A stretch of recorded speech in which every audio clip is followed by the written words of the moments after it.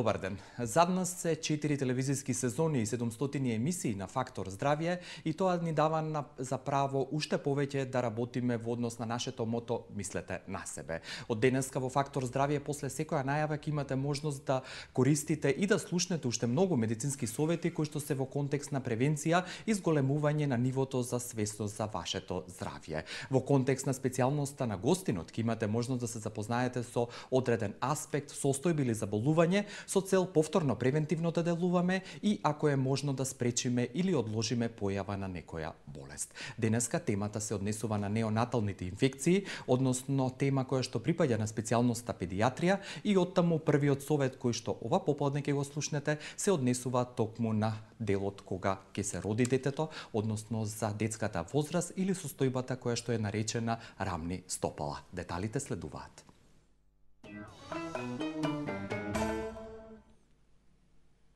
Советите ова попладне се однесуваат на рамните стопала, кои што представува деформитет кој што се јавува во текот на детската возраст и токму овој деформитет може да биде вроден или стекнат. Се карактеризира со спуштеност на стопалото и заземање на валгусна состојба положба при стоењето. Всушност станува збор за лабавост на лигаментарниот апарат кој може да ги зафати и другите зглобови. Кога не е оптоварено, ваквото стопало има нормални лакови на табаните.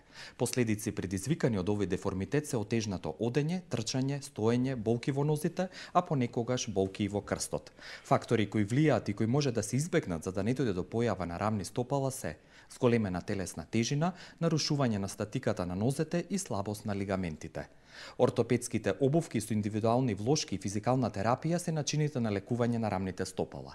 Единствената причина за оперативно лекување на физиолошките рамни стопала е значителното несовпаѓање на скелетот на стопалата, кое предизвикува силна болка и прекумерно абење на чевлите.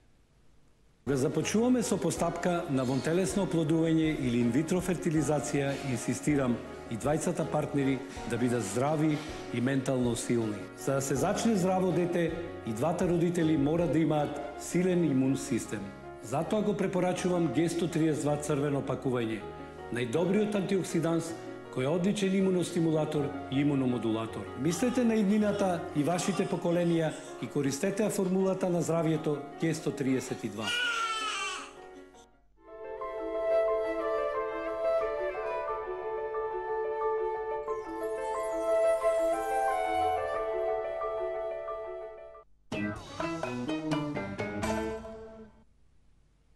Кратко подсетување, денеска во новото продолжение на Фактор здравје тема се неонатални инфекции, тема која што ќе обработиме повторно со приватната здравствена установа, специјална болница за гинекологија, акушерство, плодност од Битола, која што е ИВФ Центар за асистирана хумана репродукција.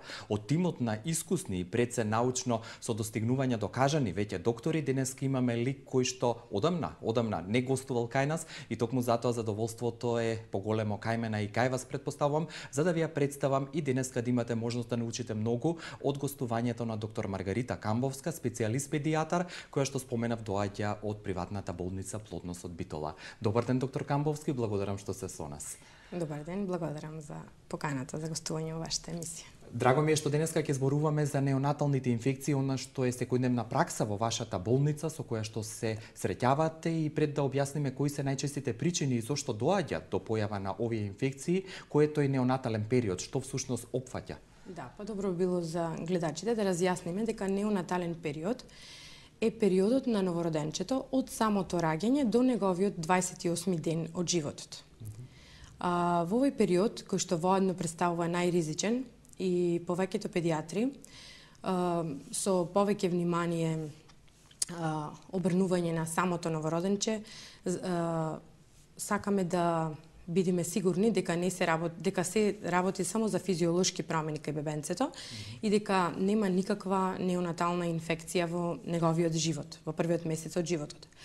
Причините кои што може да доведат до појава на неонатална инфекција се класифицирани на пренатални. Тука се причините додека бебенцето е се уште, значи плодот е се уште во мајката. Треба да сме сигурни дека бремената жена нема инфекција, интраутерина, значи инфекција или генитална инфекција, која што би можело да се пренеси на самото новороденче. Затоа се грижат нашите гинеколози, кои што редовно, според протокол, си земаат микробиолошки анализи, за да сме сигурни да исклучиме ваков пренос на инфекција од мајката, вертикален пренос го викаме, од мајката кон бебенцето, да. Рековте дека, да, само да нагласам уште еднаш пред да објасните каков тип на инфекции постојат, уште еднаш да нагласиме дека тие први 28 дена од животот на секој новородено се најисклучителни или најмногу се посматра или се следи новиот имаме живот. неколку класификации. Во глобала ги класифицираме на пренатални, перинатални, постнатални, значи спрема начинот на настанување. Пренаталните се, како што споменав, вертикалниот пренос од мајката кон бебенцето, тука може трансплацентарно да преминат микроорганизмите, значи кога ја врва таа хематоплацентарна бариера, па преминува директно во крвта на плодот.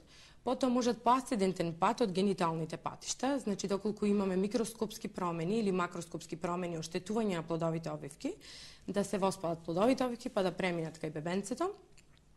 Или перинатален пат, тоа е во актот на самото раѓање, значи доколку бебенцето се контаминира со одреден микроорганизам. И постнатален, тоа или касна инфекција во текот на вторите 2 недели од животот. Тука можат многу фактори да се земат во предвид. Значи сите оние личности кои што учествуваат во негата на бебенцето, почнувајќи прво од медицинскиот персонал, потоа мајката, сите домашни кои што го негуваат бебенцето, треба да се внимава, значи многу да се обрни внимание на превенцијата, за да воопшто не дојди до појава на неонатална инфекција. За да го објасниме ефектот и зошто превентивно треба да се делува и какво влијание може да предизвикаат инфекциите кај новороденото, тоа малку подоцна, но претходно сакам да ве прашам со оглед дека има повеќе типови на инфекции, кои се најчестите и она што во пракса вие во плодност најмногу го имате. Така, значи во нашата пракса се поклопуваме со светските статистики со тоа што овие дена јас можев да проверам.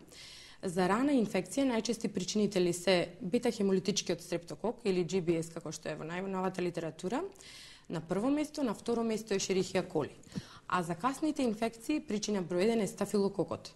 Токму така се покажа и нашата пракса, иако сме имале исклучоци и сме имале и многу ретки случаеви кои што се докажале, значи и мислам биле како кейс репорти, да речам, многу интересни случаеви и на надворешните семинари неонатолошки ги имавме прикажано. Кога ја споменавте стрептококата, која што е најчеста, како што рековте и во вашата пракса, што е она што како клиничка манифестација, како се утврдува, дали вие како искусни педиатри можете по надворешниот изглед да препознаете или понатаму треба некои исследувања за да се докаже? Најголемиот проблем во дијагностицирањето на неонатолошките инфекции е токму суптилноста на самото новородено, односно многу дискретно може да имаме симптоми во толку дискретни, кои што мајката може многу тешко да ги примети во контекст на терморегулациониот систем на новороденчето, значи може да имаме од хипотермија до температура покачена до 37,8. Понатаму во бојата на кожата може да имаме од бледило до сива, карактеристично сива пребојаност на кожата, дури и одредени цијанотични промени и прошареност на кожата. Понатаму во дишењето исто така се приметуваат одредени неправилности од тахипнеја, значи од забрзано дишење до епизоди на апнеја, прекин на дишењето кај бебенцето во интервали од околу 20 секунди. Значи, во зависност од тоа каде е локализирана инфекцијата, понатаму може да имаме и соодветна симптоматологија. Меѓутоа, најчесто, тоа е фактор кој што ни кажува за прогнозата, значи колку побрзо се дијагностицира бебенцето, толку подобра прогноза ќе имаме кај новороденчето и затоа и секоја минимална промена кај новороденчето, јас и цел тим, неонатолошкиот тим, одма им препорачуваме на мајките и на најмала промена да се советуваат со нас и евентуално и да го донесат на преглед новороденчето за да разграничиме дека не се работи за неонатална инфекција.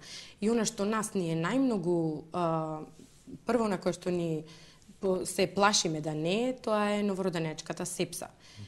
Иако не мора да значи, треба да се каже дека секој контакт на новороденчето или доколку докажеме некоја бактерија кај новороденчето, не мора да значи дека тоа ќе заболи од неа. Може да има само транзиторен момент во кој што случајно го наоѓаме микроорганизмот.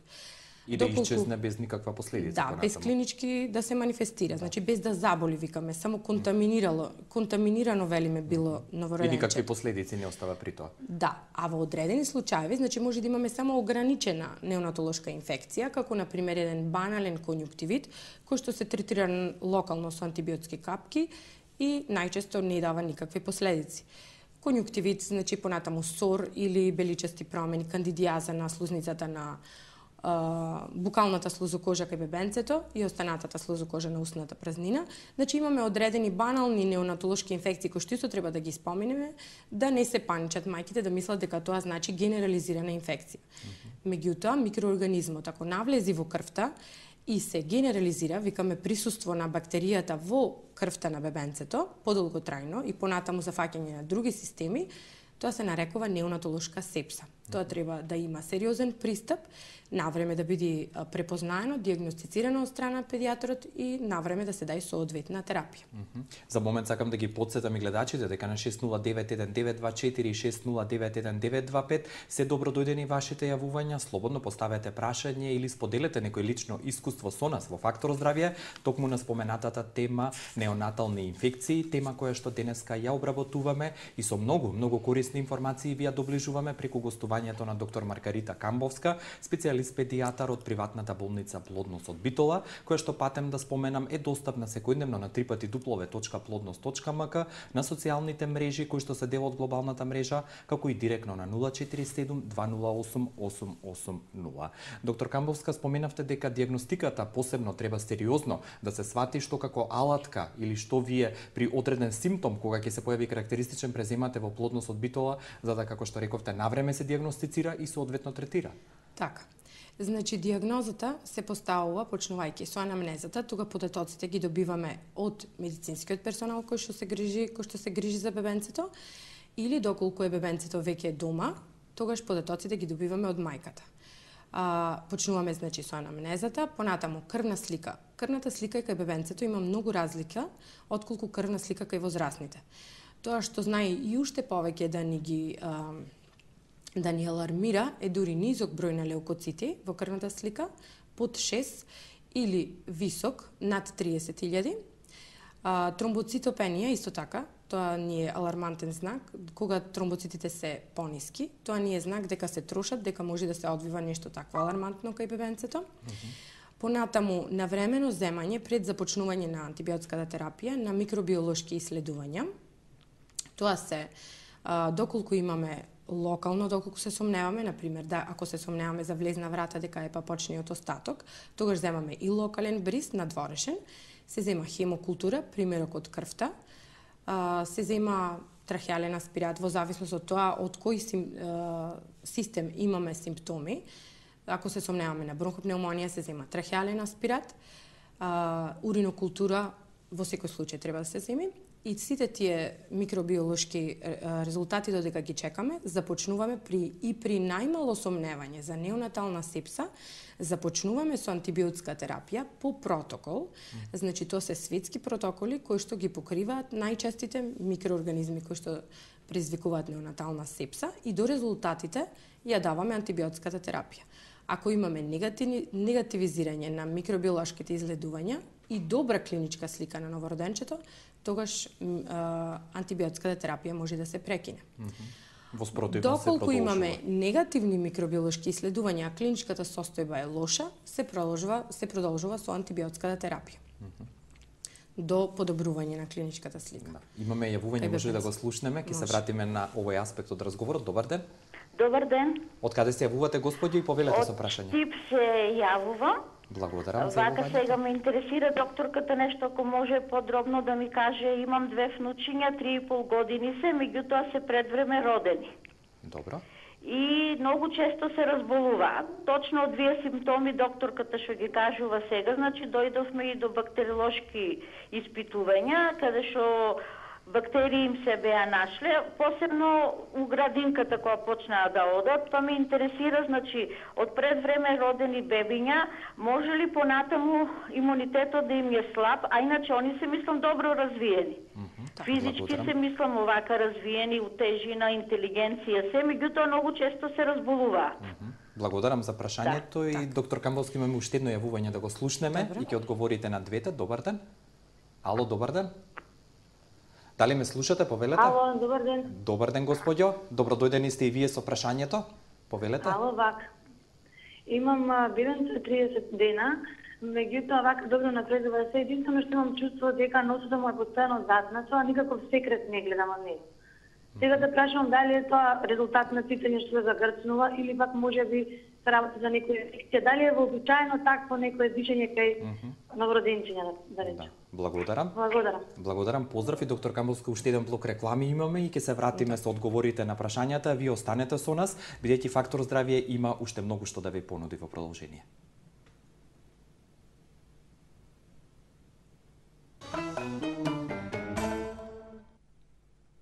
Уште едно добре дојде за оние кои што од овој момент може би се со Фактор здравје. Денеска зборуваме на тема неонатални инфекции, а ваша гостинка е доктор Маргарита Камбовска, специјалист педијатар од приватната здравствена установа специјална болница Плодност од Битола за гинекологија и акушерство и ИВФ Центар за асистирана хумана репродукција.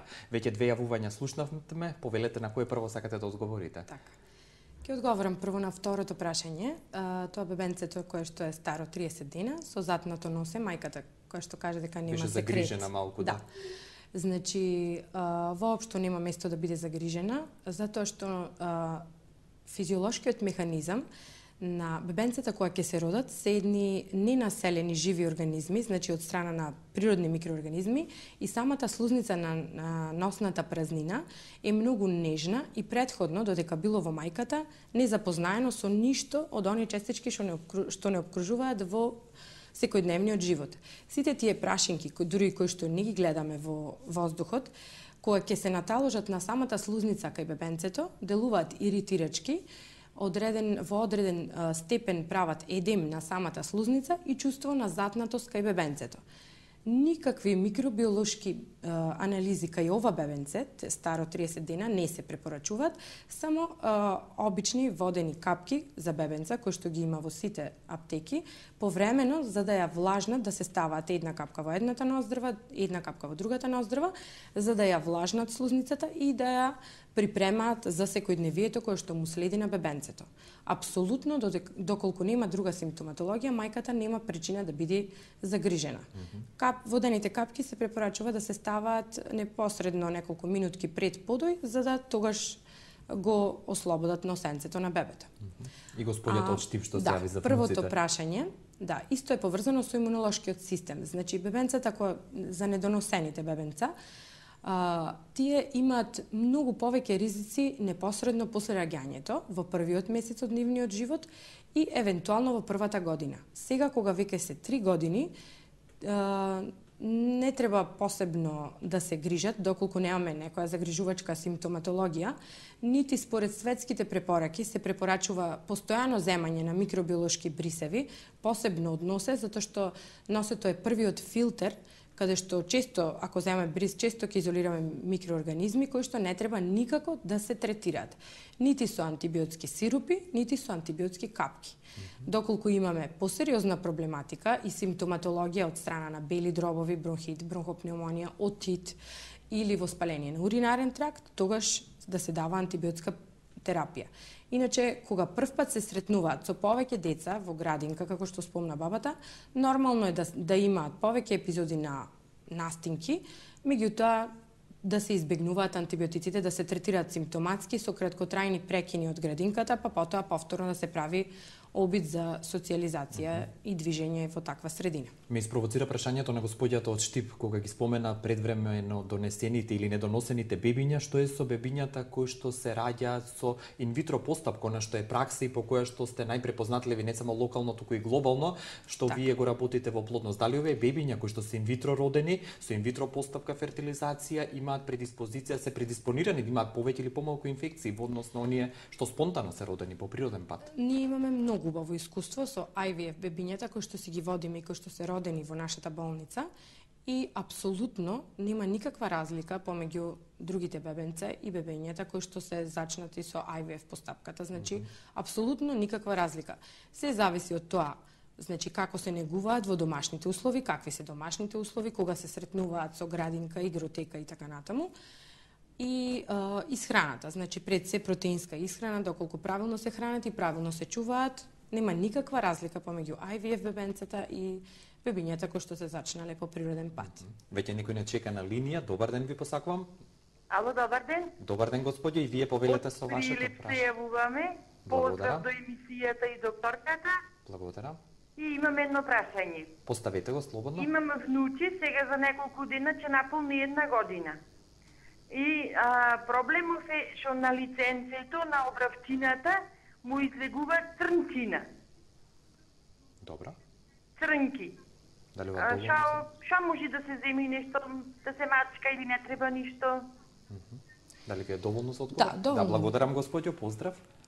Вака, ние педиатрите сме многу против користење на било какви препарати, посебно, значи, кога се работи за кожа, а кожата ни е огледало на организмот и ни кажува за тоа што се работи во организмот. Треба се внимава со исхраната на детенцето, кој што после година е мало дете, треба се внесуваат само зеленчук, овошје и дома припремена храна, да не внесува чоколада, смоки и такви работи, затоа што најчесто такви промени на кожата имаме од неправилна исхрана. А некои магични креми претежно не препорачуваме, да. Тоа треба да се прати. Кога зборуваме за неонаталните инфекции или она што како момент застанавме беше диагностиката и она што како алатки ги имате во болницата плодност од Битола. Што ако на пример се јави некој воспалителен или инфламаторен процес, како тогаш реагирате вие? Така, не довршивме за диагнозата, затоа не докажавме. Многу ни се битни и инфламаторните маркери кои што во крвта ни се покачени ги синтетизира црниот дроб на бебенцето при состојба на ваква сериозна инфекција. Прво би го спомнала С-реактивниот протеин или ЦРП, како што ние го нарекуваме, после 24 часа од живот, од раѓањето нас не е валиден, кој што го имаме многу добра соработка со нашата ептен, добра и снабдена лабораторија, со тимот кој што работи со апаратите, значи специјалистот, докторката, како и лаборантите. Имаме навремено резултати, добиваме навремени резултати, и сега може да се пофалиме со уште една алатка која што ќе ја користиме, значи одредување на прокалцитонинот во крвта кај бебенцата, кој во зависност кој час се зема крв, ни е многу добар показател за тоа дали има инфекција и со колкава степен на сериозност се работи. Што да повелете? Да, прокалцитонин, значи тоа се Тоа сигурно се зема исто капка крв или преку крвта се. Да. Утврдува. Сакам уште еднаш да потсетам дека телефонските броеви ги имате на вашите мали екрани, слободно јавете се и поставете прашање до доктор Маргарита Камбовска, специјалист педијатар, и веќе доктор Камбовска имаме и следно јавување, да го слушнеме. Добар ден. Добар ден. Повелете и вие, господјо, со прашањето? Јавувам од Виница, имам 4 внучиња од 3,5 години до возраст до 1 година. На двете се близначиња и многу им препишуваат антибиотици докторите, кои се малку простинат температури, повеќе антибиотици пијат. Дали е тоа здраво и дали, не знам, доктори се стварно ги веруваме, ама колку слушам од телевизија, антибиотици да се не употребуваат толку многу. Дали има некои рецепти што на природна база, нешто што може да се употребува? Да, благодарам за прашањето и нека ви се живи и здрави 4 внуци. Алармиравме, но и повторно, еве ќе кажеме за антибиотиците. До 3 годишна возраст, сите мали деца и доенчиња до 1 година, 80% според сите статистики се должат на вирусни инфекции.